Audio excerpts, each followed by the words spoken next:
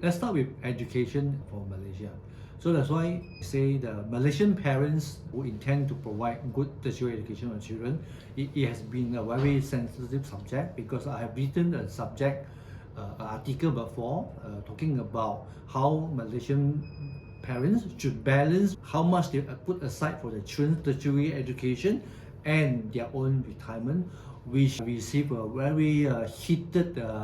feedback on this subject because the issues and the discussion go as long as to about our Malaysia education system, how competitive is our education system compared to the rest of the developed countries,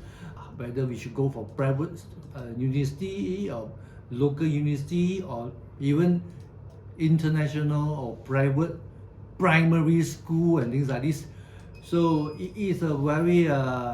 passionate subject to many Malaysian parents. So I also feel I think that really give me a full understanding as to how Malaysian parents treat the tertiary education for their children. So, and the question now is that how can we be more pragmatic when we plan for the retirement for the Malaysian parents? Okay, so for that, that's why I always emphasize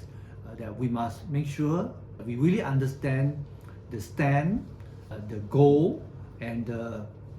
budget that they have in mind for their children. Okay, when it comes to even nowadays, not only tertiary education, secondary education, even primary education, it is something very costly, expensive financial goals for many Malaysian parents. So to do a retirement planning for these Malaysian parents without taking into consideration of how much they need to spend for their children's education,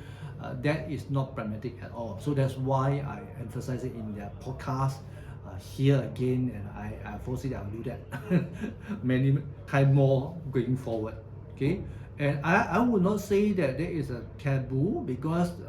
if we see some of the older generation, there are even Malaysian parents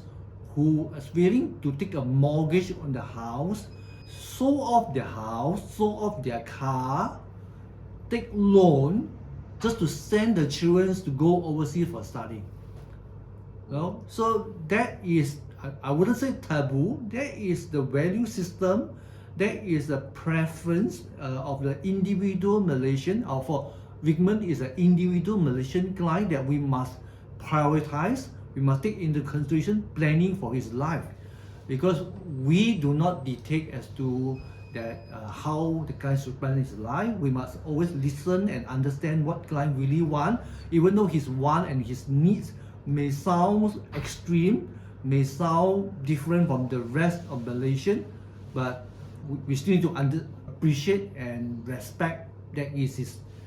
priorities and plan accordingly.